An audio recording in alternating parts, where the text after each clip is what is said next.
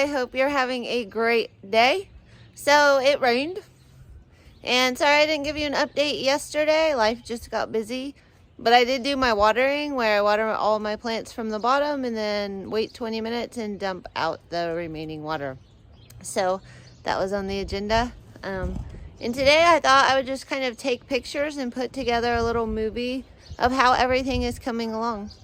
The tulips look like they're coming along up there. I see some daffodils sprouting, some hyacinth, and then of course my little seedlings in the basement. I thought maybe a picture's worth 1,000 words. So I'm gonna snap a bunch of pictures and try to put a cute little slideshow and some titles of how my seedlings are doing right here in Zone 5 in Iowa.